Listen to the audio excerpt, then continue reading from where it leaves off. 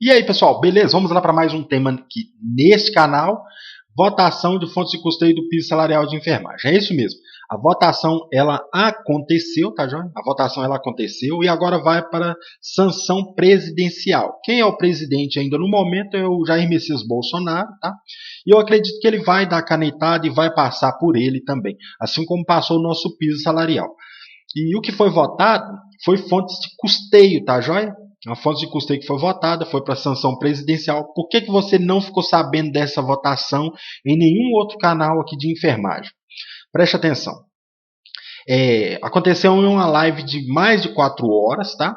Onde eles falaram, os 40 minutos finais, eles falaram das fontes de custeio do piso salarial de enfermagem. Porque antes de votar o piso da enfermagem, as fontes de custeio, eles falaram sobre poda de árvore, fala sobre castração de animal, fala sobre carregadores universais, é isso mesmo, eles falaram disso aqui, ó. Eles falaram de encaixe universal, eles estavam votando isso, encaixe universal para carregadores, tá joia? De dispositivos móveis. Eu acredito que vai ser aprovado também, para depois falar do piso salarial de enfermagem. Então eu tive que fazer um corte, porque esse povo parece que bebeu água de campainha. Então, esse povo fala demais, entendeu? Quando eles vão, vocês sabem, quando eles vão votar questão do piso salarial de enfermagem, fontes de custeio, eles falam de rodovia, eles falam de poda de árvore em via pública, eles falam de asfalto, eles falam de tudo, fala do papagaio, fala do avô, fala do amigo, fala do prefeito, para depois, no finalzinho, eles começarem a falar, eles vão começar a falar da enfermagem. Então, eu fiz um corte, vocês vão acompanhar aí, eu dividi em 2 partes, tá? Essa vai ser a primeira parte, e se você não é inscrito ou inscrita no meu canal, inscreva-se nesse canal, ative o sininho de notificações, você não vai pagar nada, tá? Eu aceito Pix aí acima de R$1.000, porque eu sei que o povo da enfermagem ganha muito bem. Então é isso aí, fique nesse vídeo até o final e vamos lá.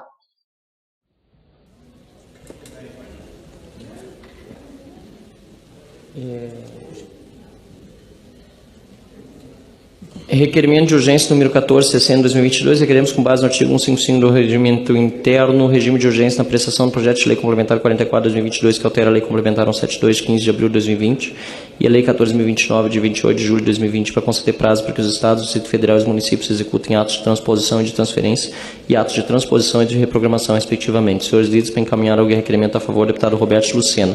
Ausente. Passo a orientação dos bancários. Como orientam os bancários? Todos a favor?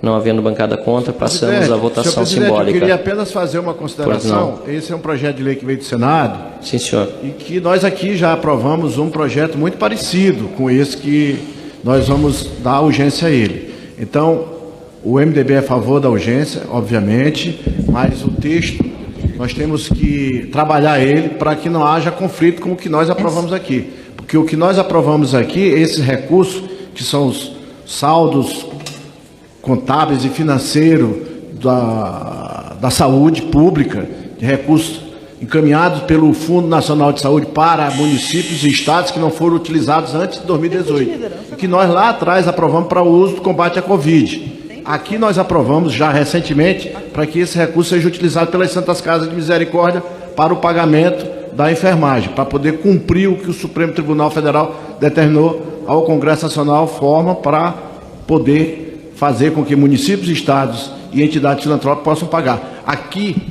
nós aprovamos dessa forma. Já o Senado aprovou para os municípios utilizarem. Portanto, nós vamos aprovar, nós vamos apoiar a urgência, mas nós temos uma grande preocupação com relação ao texto, como será feito, para que haja um acordo entre Câmara e Senado, para que o uso desse recurso seja único. Até porque o valor que há de saldo contábil não significa que é financeiro, é de pouco mais de 2 bilhões de reais, e é uma medida muito provisória, é uma medida que realmente não resolve definitivamente. Eu vejo que há medidas assim saneadoras para isso, tem a PEC que foi construída pela Confederação Nacional de Municípios, assim como também tem uma outra que foi apresentada pelo deputado Mauro Benevides, do Ceará, que eu julgo também muito boa. Presidente, aproveitar esse contexto para dizer como é importante se pensar aqui na Câmara dos Deputados, no Congresso, de desonerar totalmente as folhas do trabalhador brasileiro, de todos os setores, já existe uma proposta de que um percentual de 0,44 a 0,84, estou estudando, poderia desonerar totalmente a folha de pagamento, simplificando a relação entre as empresas, fazendo gerar muito mais trabalho e permitindo que com isso até se tivesse aumento de salário. Uma boa oportunidade para estar debatendo o tema. Obrigado. Senhor presidente, Deputado Gaguin. também somos favoráveis, senhor presidente, às nossas enfermeiras, que possa ser cumprido o nosso compromisso, o compromisso que fizemos antes das eleições. Eu, quando fui governador do estado de Tocantins, deixei as nossas enfermeiras com um dos melhores pisos salariais do Brasil, onde lá também tinha produtividade, hora extra e 30 horas, isso há 12 anos. Então, é compromisso nosso, presidente, estar lutando pelas nossas enfermeiras.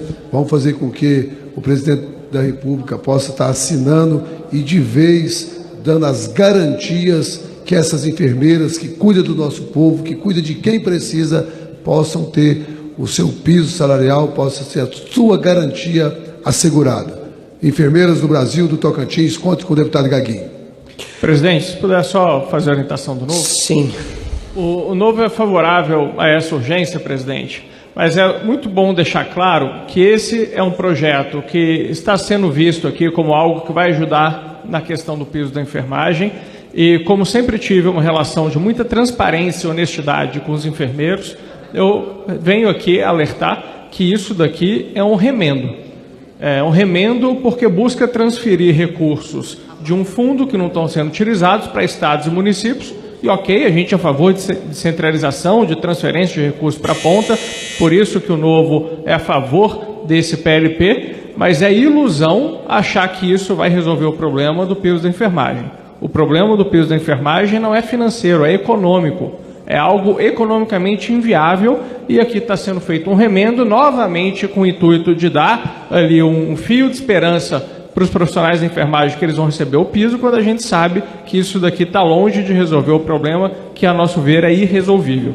Mas o Novo é a favor. Presidente, eu gostaria de orientar também pelo PSOL. Que forem pela aprovação, logo farei o pedido de voto de todos, só antes passaria a deputada Fernanda Melchiona para que oriente pelo PSOL. Obrigada. Como é uma matéria muito importante para nós, que diz respeito à garantia de recursos para o pagamento do piso nacional da enfermagem. O piso é uma conquista de 30 anos de luta e de uma categoria fundamental para todo o povo brasileiro. Enfermeiros, ou melhor, enfermeiras, a maioria mulheres, técnicas de enfermagem, parteiras, que lutam pelo direito de ter um salário básico para garantir que não tenham que trabalhar em 2, em 3 empregos. Nós conseguimos, com muita mobilização, aprovar no Senado o projeto do Contarato, depois na Câmara dos Deputados.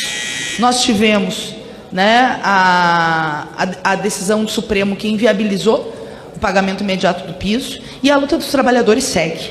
O pessoal orienta sim, porque esse projeto busca alocar recursos para pagar o piso nacional da enfermagem. Mas cá entre nós, esse projeto não seria necessário. Bastava o delinquente do presidente acabar com o orçamento secreto, que ele financia esse toma lá da cá na Câmara dos Deputados, e teria 16 bi, exatamente o que...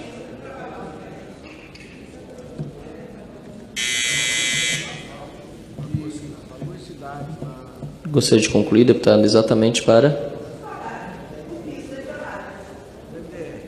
Sim, acho que está desligado o seu microfone. Está desligado. Obrigada. A taquigrafia já pegou? Os 16 bilhões que financiam o toma lá da cá do orçamento secreto foi mandado pelo Bolsonaro, porque na eleição ele disse que não era dele, mas ele que manda e ele que paga, nunca vi. Esse dinheiro seria exatamente o que é necessário para garantir o piso de toda a enfermagem Brasil afora. Nós votamos sim ao projeto, mas não deixamos de denunciar a maracutaia, que é o orçamento secreto. Desculpe, eu não tinha percebido que o Excelência não tinha conseguido concluir no microfone. Só dei oportunidade para que pudesse fazê-lo. Aqueles que forem pela aprovação do requerimento, permaneçam como se acha. Está aprovado. Requerimento de urgência número 1471 de 2022.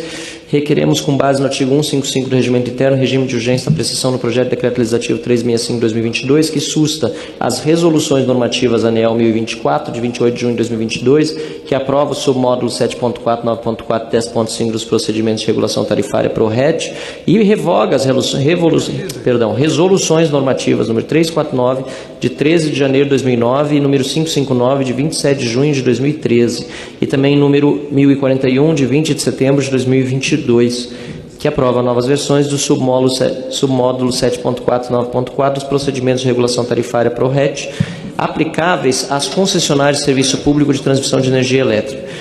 O requerimento dos senhores líderes para encaminhar o requerimento a favor, deputado Elmar Nascimento, não se encontra, deputado Danilo Forte, por favor, Vossa Excelência tenha o tempo regimental para fazer a defesa do requerimento de urgência número 1471/2022, que requer urgência a apreciação do projeto de decreto legislativo 365/2022. Senhor presidente, é só para reafirmar o papel institucional do Congresso Nacional. Quem tem que definir política pública, quem tem que definir política de desenvolvimento do país, econômico, social, energético, é o Congresso Nacional. Essa é uma prerrogativa nossa. Nós não podemos terceirizar. A agência reguladora é para fiscalizar e acompanhar os procedimentos.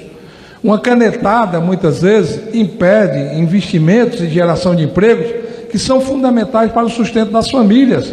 O grande debate da eleição presidencial que se encerrou no último domingo foi de como combater a pobreza no Brasil, de como gerar oportunidade de empregos para a juventude. E nós temos uma oportunidade ímpar na nossa história. O Nordeste há 500 anos espera uma oportunidade como nós temos agora na energia limpa e renovável. A energia do sol e do vento no Nordeste é a energia mais barata do mundo. É a energia da economia verde, é a energia do futuro. E é exatamente onde a juventude está encontrando uma oportunidade para construir o seu futuro. Nós não podemos barrar esses investimentos. São mais de 60 bilhões de investimentos que serão suspensos no Nordeste em função de uma decisão burocrática que não entende a realidade das contradições regionais que o Brasil vive. Nós não temos áreas produtivas e competitivas para a agricultura. Nós não temos uma política industrial de serviço capaz de abrigar e dar oportunidade para a juventude. Nós temos na energia, inclusive, uma condição de criar uma política de reindustrialização do Brasil, tendo no insumo energia um dos mais limpos e mais baratos do mundo. E os produtos verdes, que serão a grande vedete do consumo dos próximos anos, podem ser produzidos no Nordeste brasileiro, que é a melhor esquina do mundo para produzir energia limpa e para produzir hidrogênio verde. Está aí o mundo se reunindo no Egito agora para ver uma perspectiva de como resolver o problema energético da Europa, de como resolver o problema energético da China, e dos Estados Unidos, que são os grandes contribuidores, inclusive, para o aquecimento global, para a emissão de carbono. E o Nordeste pode dar a pureza, pode dar a riqueza, pode dar a oportunidade que o Brasil precisa. Então, nesse momento, votar a urgência desse requerimento para derrubar essas normativas constituídas pelos burocratas da ANEEL é fundamental. É uma afirmação e uma conclamação que eu faço a todos os senhores deputados e deputadas que nós não podemos perder a oportunidade de nos afirmar e reafirmar enquanto poder constituído e reconhecido pelo povo brasileiro. Por isso eu peço o apoio dos colegas a esse requerimento de urgência. Obrigado. Finalizada a lista de encaminhamento do requerimento, com o excelente discurso do deputado Danilo Forte, passo agora à orientação das bancadas. O Novo gostaria de orientar? Gostaria, presidente. Pois não, deputado. Presidente, apesar do excelente discurso do deputado Danilo Forte, sempre muito eloquente na defesa de seus pontos, o Novo é contrário a essa urgência, presidente, porque nós temos uma visão oposta ao que foi colocado pelo deputado Danilo. Nós acreditamos que a revogação dessas resoluções vai trazer mais insegurança ao setor e diminuir o potencial concorrencial dentro dele. Nós acreditamos que as resoluções foram importantes para trazer essa competitividade e a segurança jurídica no cálculo da TUST e temos a opinião de que essas resoluções devem ser mantidas. Essa é uma discussão que nós já tivemos na MP 1118, que inclusive não prosperou no Senado, em parte devido a essa insegurança de texto relativo a essa mesma questão. Nós acreditamos que o melhor é deixar a resolução como se encontra, por isso aqui somos contrários à urgência e também ao PDL. Depois do excelente contraponto do deputado Thiago me trouxe, sem fazer juízo de valor, afinal de contas, na presidência não posso fazê-lo. Passa a palavra ao deputado Hildo Rocha. Eu pergunto se Vossa Excelência já está orientando pelo MDB. Sim, já vou orientar pelo MDB a favor dessa urgência. Essa urgência realmente é urgente. Nós temos que definir. Logicamente que a ANEEL está extrapolando o poder que ela tem, que foi delegado por lei, e cabe realmente ao Congresso Nacional essas definições. Nós não podemos impedir o Nordeste de crescer, nós não podemos impedir o Norte de crescer, até porque são os maiores geradores de energia nesse país, é o Nordeste, Norte e boa parte do Centro-Oeste, e justamente essa tomada de decisão da ANEEL vem justamente prejudicar as regiões que mais produzem energia no nosso país. Então, eu concordo com os argumentos e com a urgência do deputado aqui, Danilo Forte. O projeto de decreto é dele, muito bem organizado, dentro da técnica legislativa, e um argumento fortíssimo. Então, o MDB, obviamente, que é a favor da urgência, inclusive também podemos adiantar a favor do mérito. Deputado Danilo, PSDB. Não, é União Brasil. União Brasil, me perdoe. Senhor presidente, insegurança jurídica é você mudar a regra todo ano. Insegurança jurídica é uma diretoria técnica, tem que todo ano fazer uma reavaliação de tarifa de implantação de projeto. Nós estamos exatamente dando a segurança jurídica, voltando às regras do que eram e dando a oportunidade do Congresso Nacional de se afirmar enquanto instituição legislativa capaz de produzir leis e normas para o país. E segurança jurídica é você ter um projeto que entre a concepção e a execução dura de 8 a 10 anos e você não saber qual é a tarifa de transmissão que você vai cobrar no mês seguinte, no ano seguinte. Isso é que é insegurança jurídica. Então, essa instabilidade é que fez com que 60 bilhões de investimentos que estavam sendo alocados no DADESP foram suspensos. Essa é a realidade dos fatos. Nós estamos exatamente garantindo a segurança jurídica e dando um papel institucional ao Congresso Nacional, que está aí o 414 para a gente votar. E por isso é que eu encaminho a favor do requerimento de urgência, a favor da base. Bom, temos orientação favorável da União, do MDB. Me parece que a orientação do Novo era contrária, a menos que tenha se convencido com a manifestação do deputado Danilo Fortes. Não foi convencido, o deputado Thiago me trouxe, segue contrário. Passo agora a orientação, então peço que seja colocada a orientação Novo, não, já está no painel. Deputada Fernanda Melchiona, pelo PSOL. Olha, presidente, nós achamos que esse projeto é muito importante para combater as desigualdades regionais e reverter uma situação de injustiça que dificulta e pode encarecer sobremaneira a distribuição de energia elétrica para quem precisa desta política de geração de energia e de energia barata, sobretudo os estados e as regiões do país com população mais vulnerável, né? Nós, do PSOL, temos a compreensão de que essas resoluções que estão sendo sustadas pelo projeto desconsideram a política nacional de expansão da matriz energética com vistas à redução das desigualdades regionais, a máxima eficiência energética e o maior benefício ambiental. Também causa um aumento do custo da transmissão de energia das centrais geradoras distantes dos grandes centros de consumo. Isso vai dificultar a expansão do parque gerador. Por isso que o PDL corrige essas distorções e essas desigualdades e o pessoal orienta assim. Consulto se mais alguma liderança partidária gostaria de fazer orientação, caso contrário, como o próprio deputado da União Brasil disse. Pois é, eu justamente diria isso, deputado Danilo. Obrigado pela lembrança. Sim, para todos os partidos da base do governo, de acordo com a orientação do deputado Danilo. Vamos fazer votação nominal? Só tem um partido não.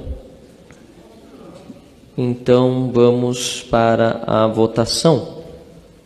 Os favoráveis, aqueles que forem pela aprovação do requerimento de urgência, que permaneçam da forma como neste momento se encontram. Está Aprovado, salvo o deputado Thiago Mitrô, que está se manifestando efusivamente contrariamente. Passamos agora de volta ao período de breves comunicados. Se houver parlamentares inscritos, eu vejo o deputado Odair Cunha inscrito. Pelo tempo de liderança, o deputado Vinícius também quer falar. Eu consulto o deputado Vinícius se ele poderia assumir os trabalhos aqui. Bom, encerrada a ordem do dia, nós tivemos 6 itens apreciados, né? 4 projetos de decreto legislativo e 2 requerimentos de urgência. Vamos voltar agora ao período de breves comunicações, de comunicações parlamentares. Para agradecer o povo brasileiro, em nome da bancada do Partido dos Trabalhadores, pela bela festa da democracia à vida no domingo passado. Digo isso porque tanto os eleitores do presidente Lula como a amplíssima maioria dos eleitores de Bolsonaro compareceram às urnas acreditando num processo democrático que foi construído neste país com muita luta, com muito destemor, com muito compromisso daqueles e daquelas que acreditam que o caminho para a solução dos problemas sociais se dá pela via democrática, pelos espaços de diálogo, de interação e com a possibilidade de o povo brasileiro, das pessoas, se manifestarem. 60.345.999 votos consagraram o presidente Lula como o próximo presidente da República Federativa do Brasil pelos próximos 4 anos. É disso que nós estamos falando. A população brasileira, por maioria, decidiu que nós teremos um presidente que quer governar, como disse o próprio presidente Lula na noite de domingo, quer governar para todos brasileiros e para todas brasileiras. Um só povo, uma só nação. É por isso que nós temos muito que celebrar. Celebrar a vitória do povo brasileiro. Celebrar a oportunidade que nós teremos a partir de janeiro do próximo ano de ter um governo que dialoga com o sonho, com as expectativas da maioria da população. Com o sonho e com as expectativas de ver um país que cresça, se desenvolva e produza inclusão social. Nós não queremos um Brasil onde você tenha uma ampliação do número de pessoas com fome. O que este governo que aí está pode comemorar é o aumento do número de desempregados. Triste. Triste fim. O aumento do número de pessoas com fome.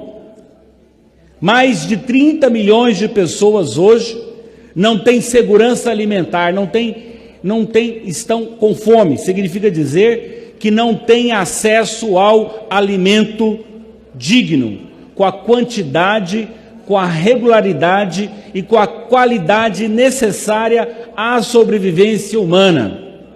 Ora, senhores parlamentares, é importante a gente ter clareza que a palavra fome é uma palavra inflacionada. Vai chegando a hora do almoço, a gente diz que está com fome. Na verdade, a gente está com vontade de se alimentar. Na verdade, a fome é a ausência absoluta do acesso ao alimento, na quantidade, na qualidade e na regularidade necessária à sobrevivência humana. Nós temos hoje mais de 30 milhões de pessoas que padecem desse mal. Por isso o presidente Lula, no seu primeiro pronunciamento à nação brasileira como presidente eleito, agora pela terceira vez, ele retoma este tema. Lá em 2002, o presidente já disse que teria cumprido a missão da vida dele se ao final de seu governo todo brasileiro e brasileira pudesse fazer as refeições necessárias diariamente. Bom, como voltamos para o mapa da fome, esta tarefa se impõe novamente, a superação da fome. E a superação da fome não será feita só com a manutenção do Auxílio Brasil, mas é preciso que o Brasil volte a crescer. Como disse o próprio presidente, é preciso que a roda da economia volte a girar, produzindo inclusão social e não aumentando a diferença entre ricos e pobres, não aumentando o fosso social. E eu, aqui como membro da bancada do Partido dos Trabalhadores, quero dizer que este movimento do presidente Lula de governar para 100% do povo brasileiro vai encontrar eco nesta Casa Legislativa, que sabe reconhecer as regras da democracia. Aliás, estamos todos aqui, deputados e deputadas, estamos aqui pela democracia, pela vontade da população, manifestada nas urnas, no voto democrático. E é isso que nós queremos garantir. E é isso que nós temos certeza que as instituições brasileiras vão garantir. Nós não seremos pautados por arruaceiros que querem, neste momento, jogar contra a vida do povo brasileiro, ampliando a crise econômica. Porque o que estamos assistindo aqui de arruaceiros que tentam fechar as rodovias nos mais diversos cantos deste país, não dialoga com o sentimento da maioria da população brasileira. Mesmo aqueles brasileiros e brasileiras que democraticamente não votaram no presidente Lula, eu tenho certeza que a maioria destes brasileiros e brasileiras não coadunam com o quanto pior, melhor. Não compartilham de experiências golpistas. Golpe precisa ser tratado com o rigor da lei. E o rigor da lei impõe que a ordem democrática precisa ser garantida. E é isso que nós esperamos dos governadores de estado, dos prefeitos, do judiciário brasileiro, das forças de segurança, que cuidem para que a economia continue funcionando e não joguem com quanto pior, melhor, porque isso, quem vai pagar a conta são os mais pobres. Muito obrigado, senhor presidente.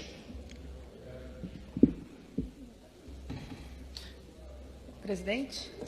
Obrigado, deputado Odair. E passo a palavra agora. Não está inscrito aqui ainda não, pastor, o deputado Marcelo. Bom, encerrada a ordem do dia, retornamos aos discursos parlamentares. Como eu já disse anteriormente, 6 itens foram apreciados, todos votados por acordo de lideranças, né? Votação simbólica, não teve nenhuma dificuldade, não tivemos nenhuma dificuldade aqui para apreciação e votação dos projetos que estavam na pauta dessa ordem do dia. Deputado Marcelo Van Hatten na tribuna. Chamar alguém de arruaceiro, deputado Gaguinho, é que eles entendem de arruaça. Eles sabem o que é fazer arruaça. Sabem o que é trancar a rua, e é por isso mesmo eu digo que aqueles que hoje estão na rua em protesto causado pelo PT e pela esquerda, sem dúvida nenhuma, pela revolta que o povo está, pessoas empreendedoras revoltadas com o PT, é por isso que elas não podem, vocês que estão nas ruas agora, protestar à margem da lei, fazer igual o PT faz, trancar a rua, invadir terra. Não! Sim, protestem muito, protestem contra o PT, contra o Lula, eu também sou oposição, mas não usem os mesmos métodos.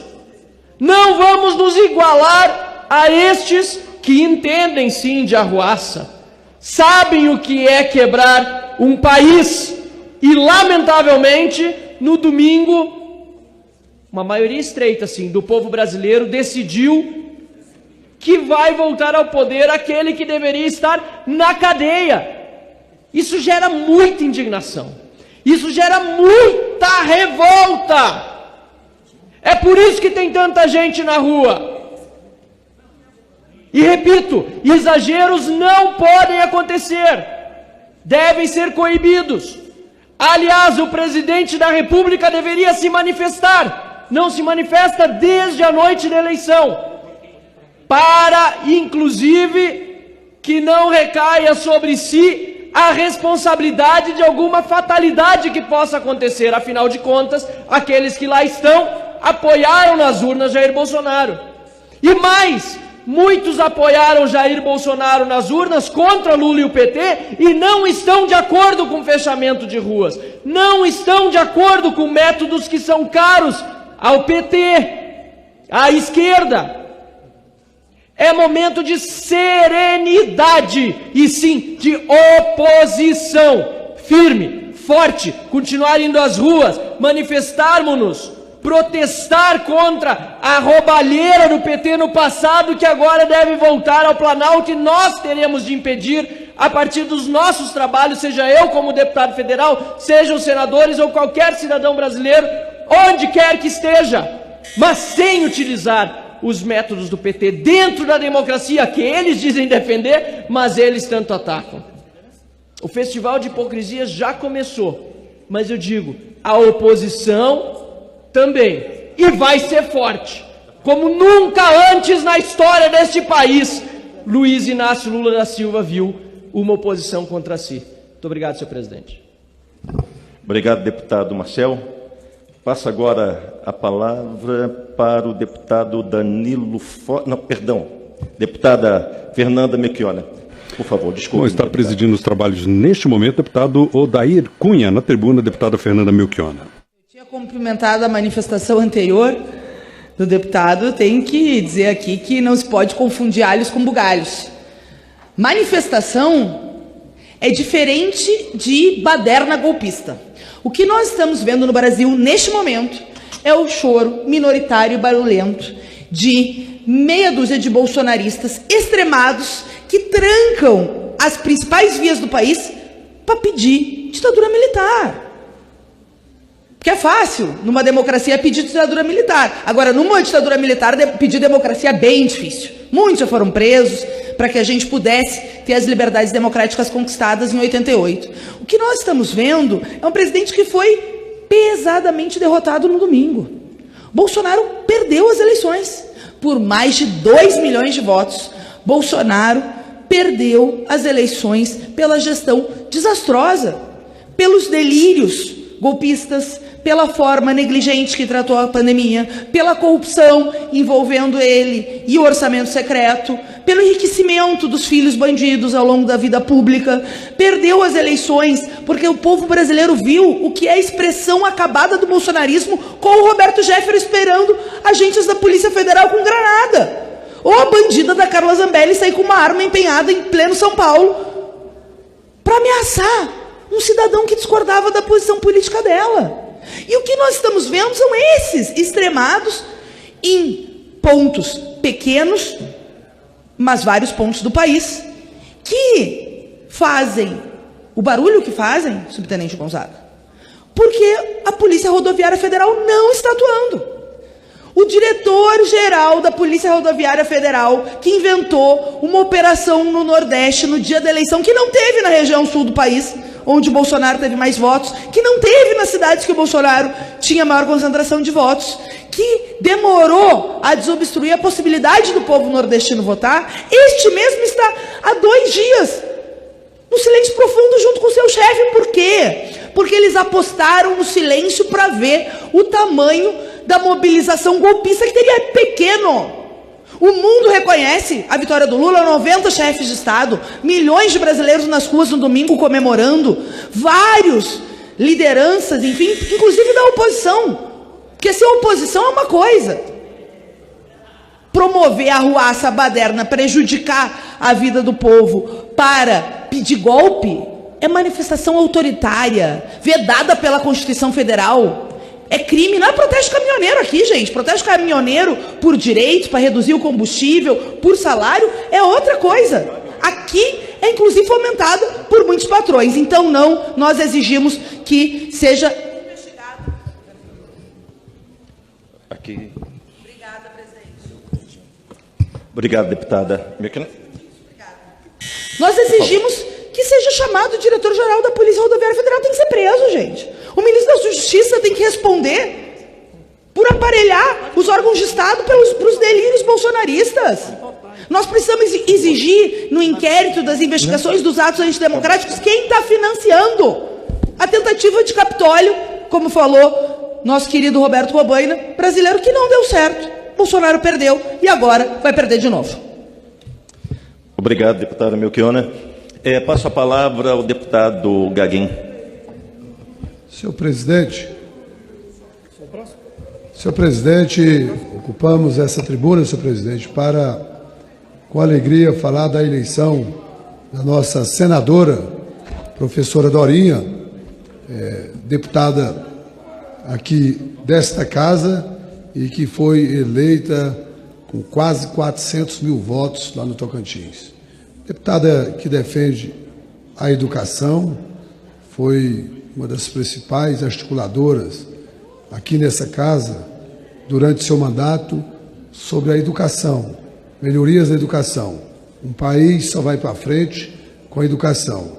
E eu tive a oportunidade, como deputado, estar destinando muitos recursos para a educação, na questão da tecnologia para as nossas escolas, na questão de ônibus escolares para transportar os nossos jovens de famílias carentes, da agricultura familiar, para que eles pudessem chegar no colégio com a sua roupa limpa, com dignidade, igual ao filho do trabalhador, igual ao filho do que tem mais condições hoje. Então, é a igualdade que as crianças possam estar aprendendo desde o ensino fundamental. Então, me sinto feliz em nós ter apoiado a senadora Dorinha, a mulher da educação, e vamos fazer as pautas do Brasil e do Tocantins para avançar ainda mais na educação. Um país só tem futuro se tiver uma boa educação. E a educação está vinculada a todas as vertentes, desde o saneamento básico, desde o tratamento com as pessoas, desde o atendimento com as pessoas, é a educação. Então, quero aqui parabenizar a nossa professora Dorinha, a nossa senadora da República do Tocantins, que tenho certeza que vai fazer um excelente trabalho. E nós também agradecer mais uma vez ao povo do Tocantins pelas eleições. Já aí disputei o meu 9º ou 10º mandato já como representante do Tocantins, e cada dia nossa votação aumentando mais. Fui majoritário em quase 40 municípios, fui o mais votado no universo de 139 municípios, tivemos a oportunidade de ser mais votado em quase 40 municípios. Isso aumenta mais a nossa responsabilidade para trabalhar na educação, na saúde, na segurança pública. Então, Tocantins, conte com o deputado Gaguin. Quero aqui que as nossas palavras registradas na Voz do Brasil e nos meios de comunicação dessa casa. Muito obrigado, presidente. Eu peço ao deputado Gaguin para poder assumir aqui a presidência, para que eu possa usar o tempo. O deputado Gonzaga vai usar agora, eu posso usar o tempo? Então, agora em Brasília, 12h20, estamos no período de comunicações parlamentares. Vamos continuar com os pronunciamentos. Você acompanha conosco ao vivo, aqui na rádio e na TV Câmara. Acredito que a palavra mais repetida nesse ano, nesses dias, com certeza, foi a palavra democracia. Ainda que para conceituar e para traduzir pensamentos até mesmo conflitantes, divergentes. Mas com certeza a palavra democracia foi uma das mais ditas.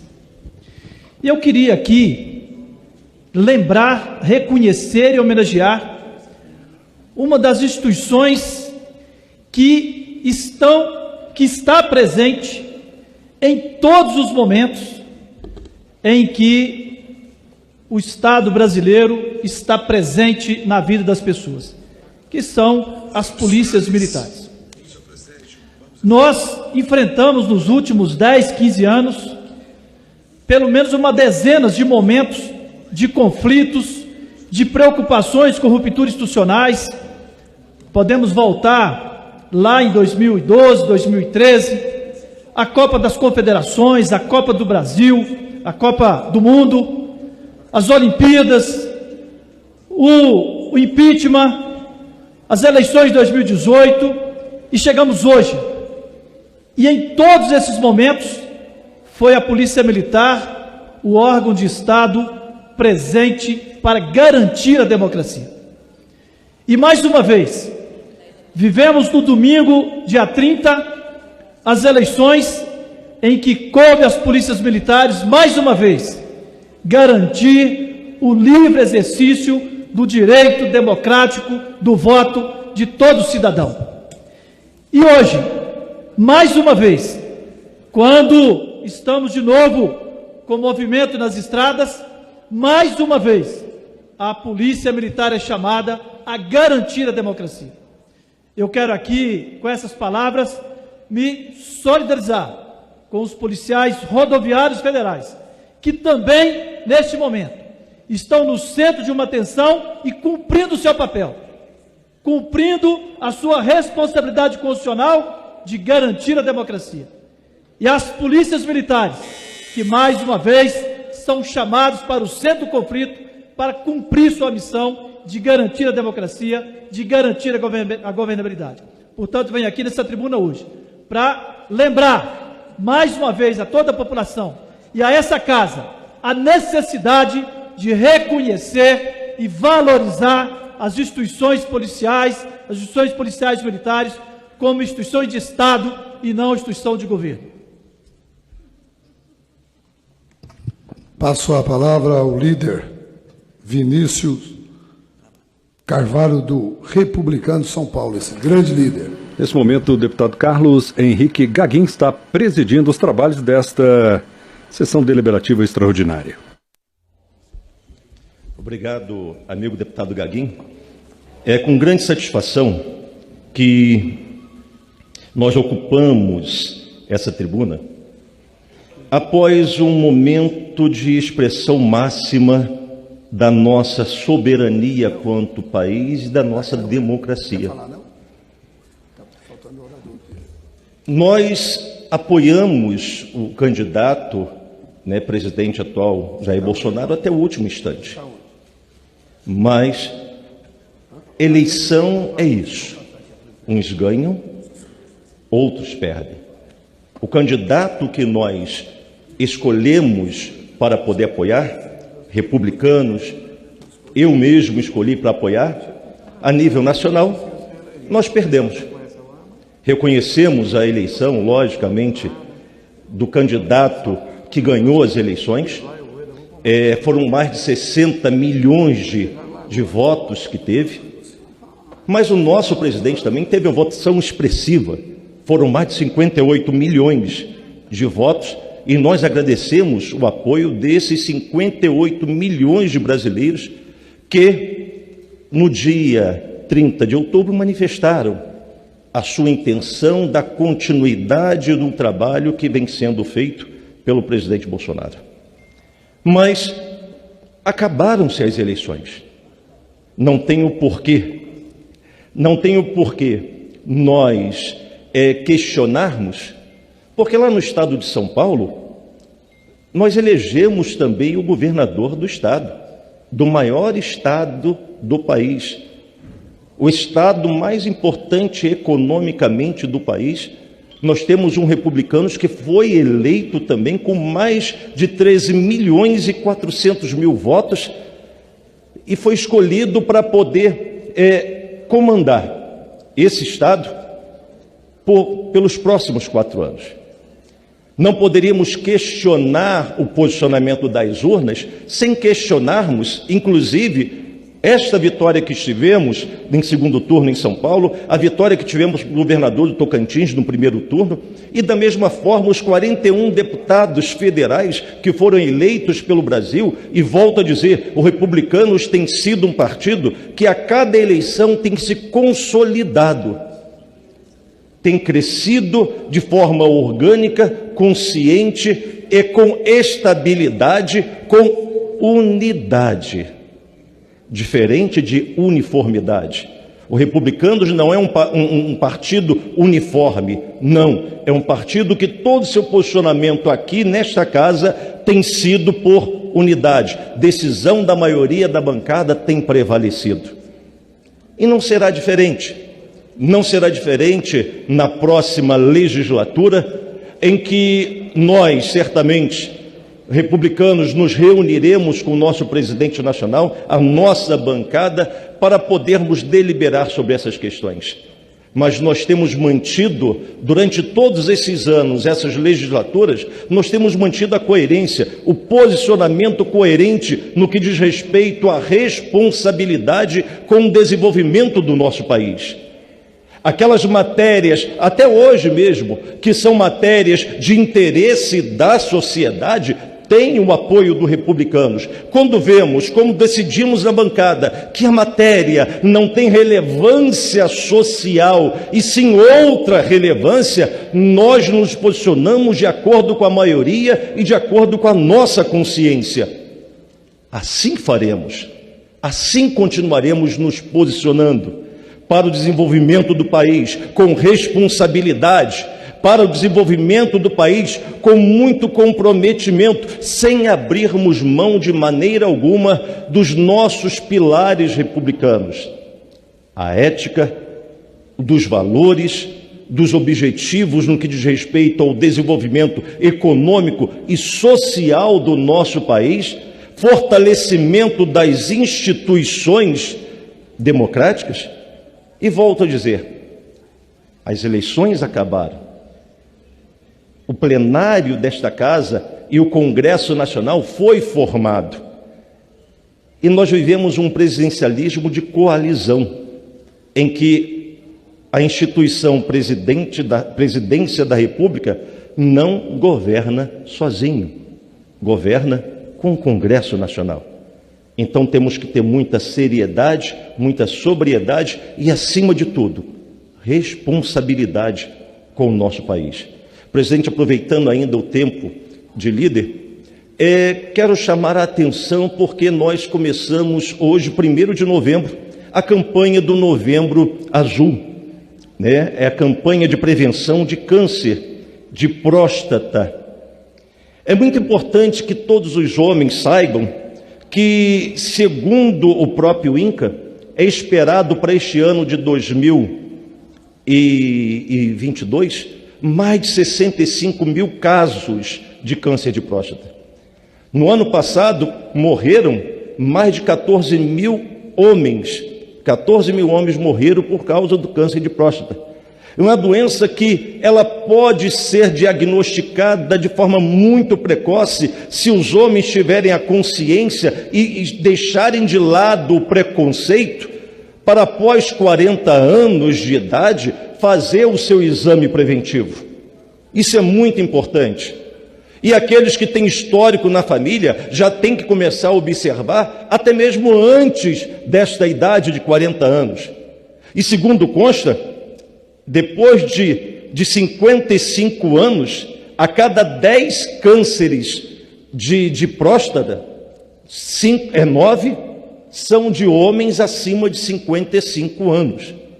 Então nós devemos fazer sim os nossos exames. Eu faço periodicamente os meus exames para que nós possamos combater com consciência, com responsabilidade e desta maneira acabar com o sofrimento de muitas pessoas que poderia nem existir esse sofrimento, se elas tivessem essa consciência de fazer o exame preventivo do câncer de próstata, através do toque. Um grande abraço, presidente. Muito obrigado.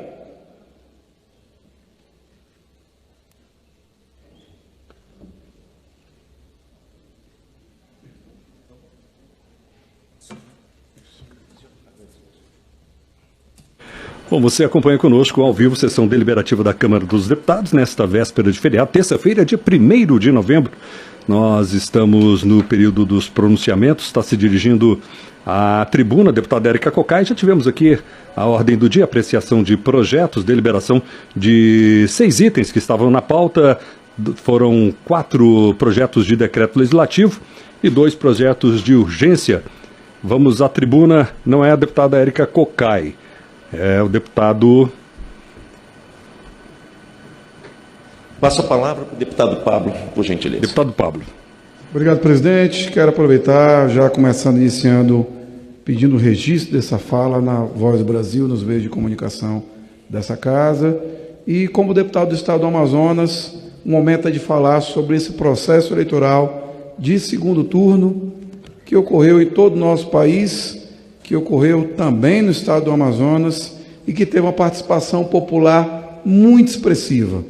O povo foi às ruas, o povo foi manifestar sua vontade, o povo foi de verde e amarelo, nas cores que a bandeira do nosso país tem, manifestar aquilo que acha melhor para o seu futuro.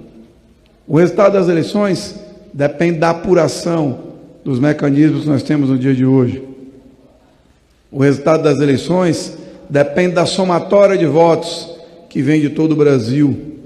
O resultado das eleições depende da participação de todos aqueles que foram lá destinar e colocar o seu voto na urna, do jeito que eu fiz e que o povo do Amazonas fez. E eu quero me solidarizar com todos aqueles que foram às ruas dar a sua manifestação e dar o seu voto de apoio àquele presidente e ao governador do estado, que no meu estado tivemos a reeleição do governador Wilson Lima, a quem eu parabenizo por ter conseguido a sua reeleição com ampla vantagem de mais de 1 milhão de votos dos amazonenses, tanto de Manaus como dos interiores do estado do Amazonas, e desejo sucesso e coloco à disposição para ajudar onde estiver, para que o nosso povo do Amazonas continue evoluindo, presidente, e para que a gente possa ter conquistas e vitórias nesse futuro que a gente até hoje espera como será. Porque a eleição, ela é apenas uma etapa. Ela é uma etapa das nossas vidas. O resultado do futuro que nós vamos ter depende do trabalho de cada um de nós. Tanto que, aonde estiver, como delegado de Polícia Federal, como parlamentar, como político, como cidadão, eu vou continuar trabalhando pelo povo do Amazonas. Então, deixo aqui a minha felicitação, meu abraço ao governador Wilson Lima pela sua reeleição, por esse mais de 1 milhão de votos, 1.039.000 votos, que coroaram a sua reeleição e que demonstraram a aceitação do povo do estado do Amazonas na sua gestão e lhe confiaram mais 4 anos de trabalho, os quais eu desejo sucesso. Muito obrigado, presidente. Deixo aqui esse registro para a Voz do Brasil e meios de comunicação nessa casa. Obrigado, deputado delegado Pablo. E passo agora a palavra para o nosso amigo Brito. Nobre presidente, senhoras e senhores deputados, gostaria de fazer um registro importante da aprovação do projeto de lei, a PLP 7, que veio do Senado, retornou ao Senado, foi aprovado no Senado na semana passada, que trata de recursos para as santas casas e hospitais filantrópicos. Os 2 bilhões de reais serão destinados a custeio das santas casas, ao equilíbrio econômico e financeiro dessas instituições tão importantes no Brasil. As santas casas hoje, Vossa Excelência sabe, senhor presidente, que em São Paulo, no meu estado da Bahia, as obras sociais de Mandúcio, o Hospital Matagão Gesteira, o Hospital Aristide Maltês, santas casas importantes no interior da Bahia, Itapetinga, Jequié, Itabuna, Ilhéus, vivem da necessidade de servir a população ao Sistema Único de Saúde. E, sem sombra de dúvida, a aprovação por essa casa da qual fui relator e do senador Reis no Senado, de um projeto que garante 2 bilhões em uma parcela para garantir esse desequilíbrio econômico-financeiro das Santas Casas, garantir recursos para sanar neste ano esse desequilíbrio é muito importante. É claro que isso não resolve o problema do nosso segmento, mas isso dá um fôlego para que as Santas Casas possam pagar suas dívidas até o final do ano e possam gerar recursos para continuar a servir ao Brasil no Sistema Único de Saúde e a saúde do Brasil. Esse é o registro e agora vamos à sanção presidencial e que possa esse recurso chegar aos cofres dos nossos hospitais filantrópicos de todo o país o mais breve possível. Esse é o registro, senhor presidente. Parabéns a Vossa Excelência, parabéns a todo o Brasil e a nossa casa, o Congresso Nacional, por ter agido de forma célere e dinâmica nesse recurso para o nosso setor filantrópico brasileiro. Deputado Brito, Antônio Brito, eu quero me somar à fala de Vossa Excelência, porque nós temos trabalhado também, Vossa Excelência sabe, no Estado de São Paulo, apoiando os hospitais filantrópicos, principalmente as Santas Casas, e vemos as agruras que têm passado, que têm sofrido, mas não têm abrido mão de atender a população com excelência. E um ponto importante, esperamos que seja sancionado, sem sombra de dúvida, e na forma como está o texto aprovado, é a necessidade desta casa se debruçar junto do Executivo no que diz respeito à atualização da tabela SUS. É importantíssimo fazer essa atualização para que este desequilíbrio ele possa ser mitigado, de forma com que mais fôlego as Santas Casas e hospitais filantrópicos eles possam ter para atender a nossa população, que basicamente é quase 100% SUS que eles atendem.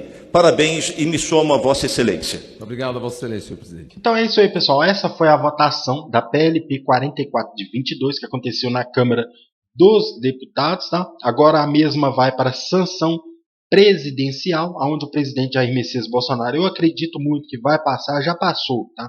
O que ele tiver de meter a caneta e assinar e mandar para o próximo presidente que entrar aí, que na verdade é o Luiz Inácio Lula da Silva, ele vai assinar, ele vai mandar a tijolada mesmo, e o próximo que se vire, né? Então, é desse jeito que funciona, tá?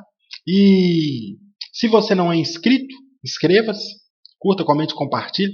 Não deixe de ativar o sininho de notificações aqui no meu canal, que eu estou vendo que você está assistindo meu conteúdo, você não está se inscrevendo. Porque é bom você se inscrever. Toda vez que acontecer, surgir mais um conteúdo sobre a aprovação de fontes de custeio, piso salarial de enfermagem, são 9 fontes de custeio, tá? Beleza? Então, essa aí já é a segunda que está sendo votada. Nós temos mais 7 fontes de custeio para ser votado, mais algumas outras aí polêmicas, tá? Fontes de custeio polêmicas que serão votadas no decorrer dos anos, aí, no decorrer do caminho, tá? Então, é isso aí. Por isso é importante você ativar o sininho de notificações para você ser notificado toda vez que eu subir mais um conteúdo, tá? Então, é isso aí. Eu espero você no próximo vídeo. Até mais. Fui!